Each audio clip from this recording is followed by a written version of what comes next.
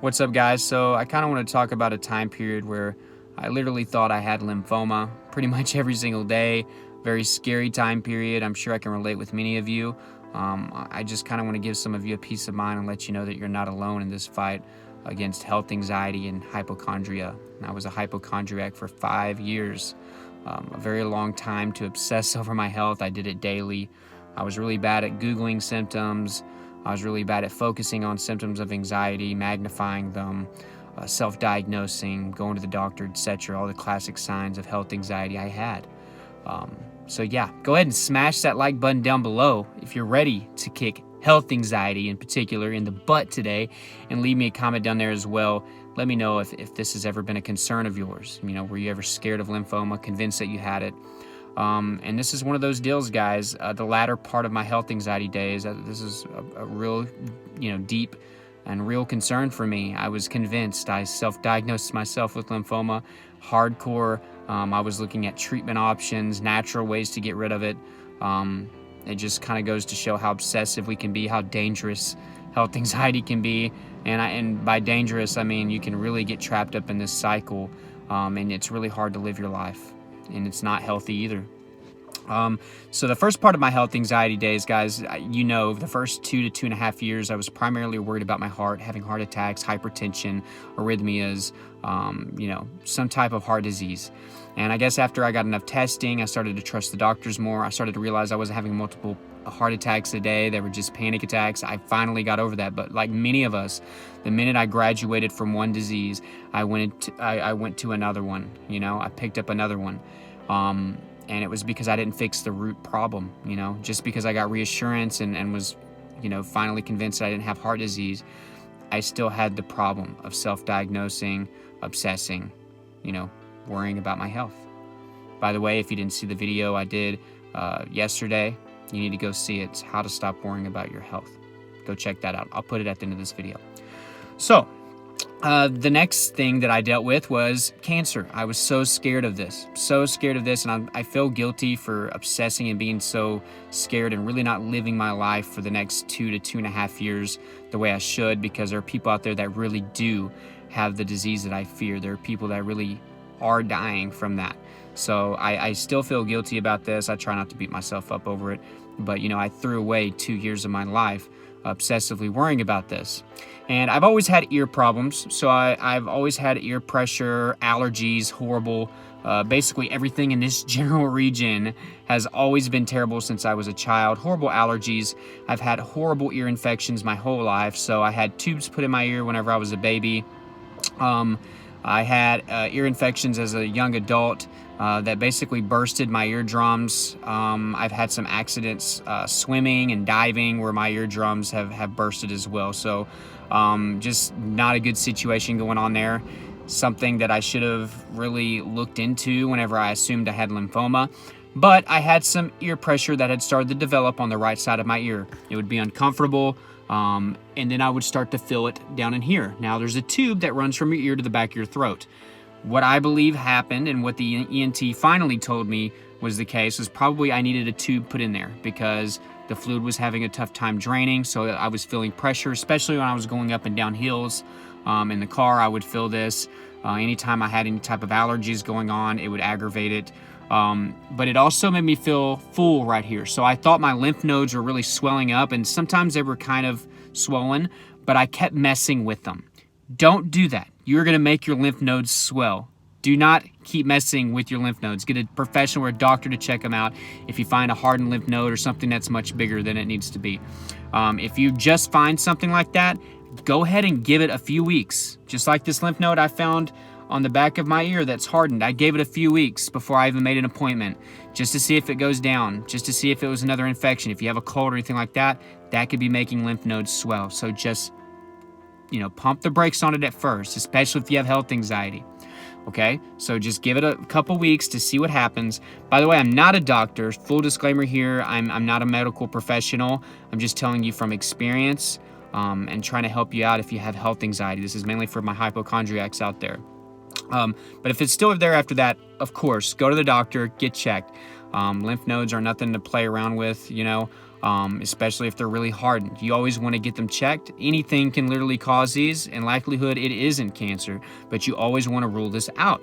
So go to your doctor. They'll check it out. They'll let you know. From that point on, let it go. I didn't do that. So I obsessed and obsessed and obsessed. And the reason I thought I had lymphoma was I'd never really heard of lymphoma before this, but I was watching a commercial and they talked about lymphoma in your lymph nodes. And I was like, oh my God, that's it. That's what I have. I have lymphoma right here, all of this, and it's spreading throughout my neck. So I was so convinced. Guys, I got so depressed during this 2-year period. And there was a lot of ENT appointments mixed in. I wasn't getting the answers that I wanted. She said she couldn't find any swollen lymph nodes, and I was telling her, no, it's right here, it's right here. And I was telling her about my ear. She would check the pressure in my ear, and she said it wasn't very significant, but it felt significant to me, and it was terrifying. I begged her for like CAT scans. She wouldn't give them to me. She said that there's absolutely nothing wrong with me, and that they would only up my risk for future future cancer risks. For me to take it, it wasn't worth it for me. So, so I didn't get any CAT scans done. I was pretty unhappy about that. I was miserable for 2 years, 2 long years. And something that I didn't realize that maybe you should realize, especially if you've been dealing with this for a long time, you're not just going to have a little spot in your neck that's like cancerous, like that's actual a tumor, and not be somewhat progressive. Okay. One thing that helped me get over this was like, man, if I thought I had lymphoma, shouldn't it be getting worse and worse and worse instead of better, over time? And it did gradually get better. And now I don't ever really have any ear pressure unless I go up and down certain hills. I don't ever feel any swelling down here. That tube, I don't know if it just fixed itself or maybe my mind was magnifying somewhat the symptoms that I was experiencing. I really don't know which was the case. I never got a tube put in that ear, but it's just something that just gradually went away. A quick little story, for a while, I was so scared that I had stomach cancer, or colon cancer more in particular. I dealt with this for 3 months, made myself sick. I was really, really depressed.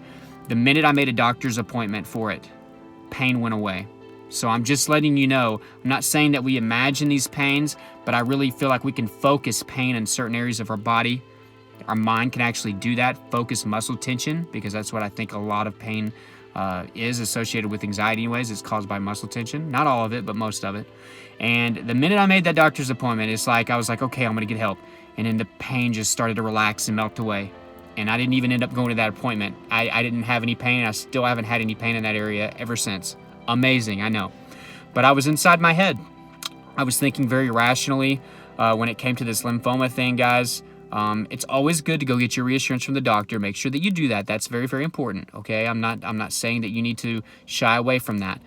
Go do that. If you want to wait a week or two just to see how it goes, to see if it goes away, especially if you have a cold. Guys, if you have a cold, that stuff happens, okay? You have to realize that stuff happens. If you feel completely fine and it's there, then just go get it checked. The doctor will be able to tell pretty quickly what the issue is. And if they want to do some testing, let them do it, all right? Don't press like I was doing. I was driving myself crazy. I was planning my own funeral. I was looking up treatments because I was like, they're not going to be able to tell me that I have cancer. I'm just going to have to assume that I have cancer. So I was looking up all these crazy treatments. I was doing some weird diets. It feels so good to not have, horrible health anxiety anymore. It just feels amazing not to go through that. I can actually live my life. It crippled me. It was really, really hard for me. So hopefully I can relate with some of you guys and give you a little bit of value there. This is mainly a story time, but story times are good and they can help many of you as well.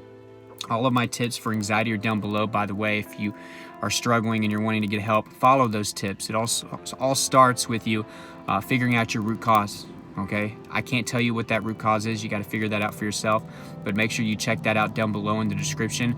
All those tips are there. My social media, including my Snapchat, my Twitter, my Instagram, is down there. There's a Facebook group. We're over 12,000 members strong of like-minded people that are going through anxiety disorders. Be a part of that community today and join. A lot of great people in there. It's a great community to be a part of, and it's growing so fast.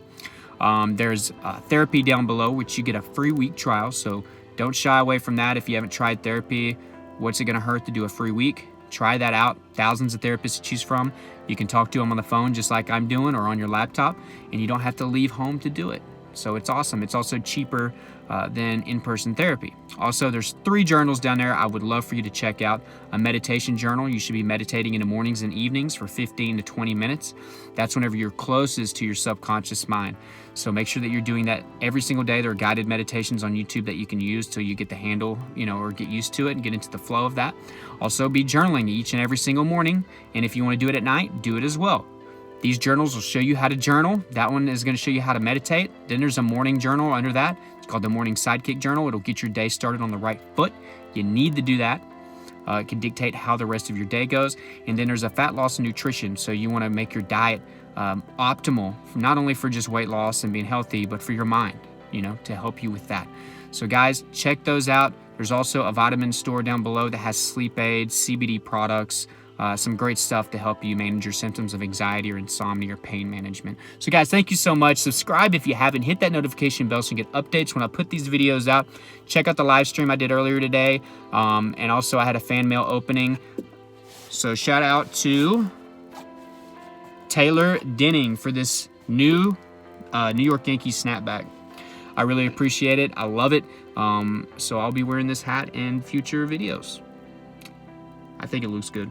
So thanks guys so much for watching. I love y'all. I'll talk to you later.